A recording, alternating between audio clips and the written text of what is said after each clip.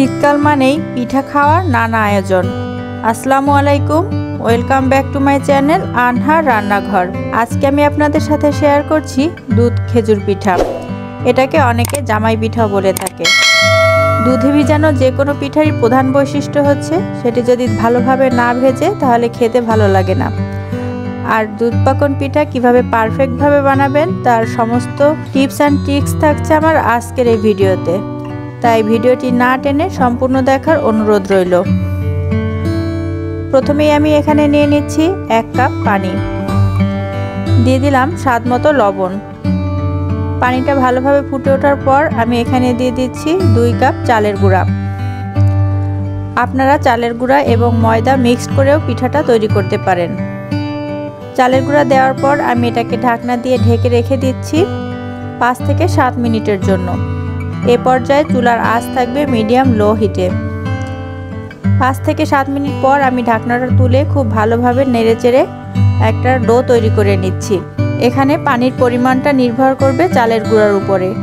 চালের গুঁড়া যদি শুকনো হয় তাহলে পানির পরিমাণ বেশি লাগবে, আর চালের গুঁড়া যদি ভিজা হয় তাহলে পানির পরিমাণ কম লাগবে।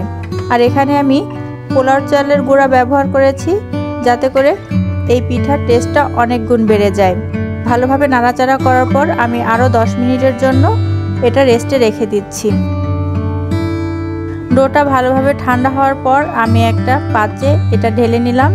এখন হাতের সাহায্যে খুব ভালোভাবে এটা মথে নিতে হবে। এই ডোটা মথে নেওয়ার সময় আপনারা ডিম এবং তেলও ব্যবহার করতে পারেন।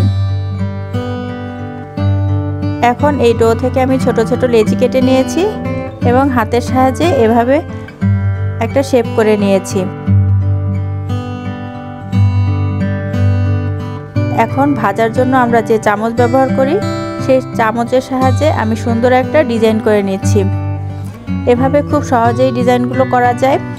আপনারা যে কোনো কিছুর সাহায্যে আপনাদের পছন্দ মতো ডিজাইন করে নিতে পারেন। এভাবে একে একে আমি সব পিঠাতে ডিজাইন করে নিচ্ছি। বরিশাল অঞ্চলে এই পিঠাটা বেশি খেয়ে থাকে। এই যে এভাবে করে আমি সবগুলো পিঠা ডিজাইন করে নিয়েছি। এখন এই পিঠাগুলো একটা সাইডে রেখে আমি ভাজার জন্য প্যানে পরিমাণ মতো তেল দিয়ে নিলাম।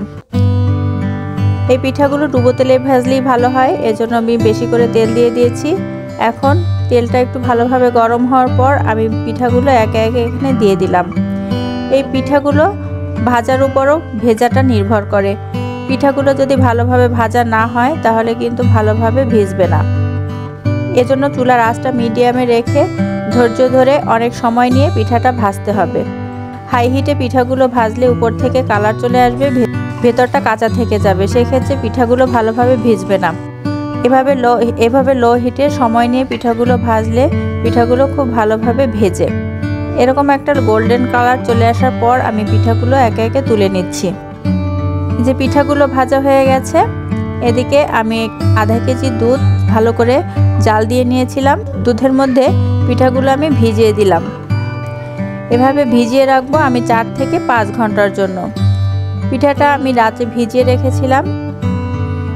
সকালে ঢাকনাটা তুলে আমি আপনাদেরকে দেখাচ্ছি পিঠাটা কেমন ভিজেছে। দেখতে পাচ্ছেন পিঠাগুলো খুব সুন্দরভাবে ভিজে গেছে।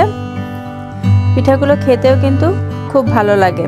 আপনারা রেসিপিটি ফলো করে একবার হলেও বাসায় বানিয়ে দেখতে পারেন।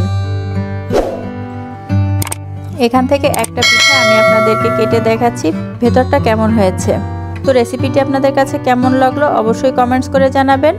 আর রেসিপিটি যদি ভালো লাগে প্লিজ আমাদের চ্যানেলটিকে সাবস্ক্রাইব করবেন। সবাই ভালো থাকবেন। আল্লাহ হাফেজ।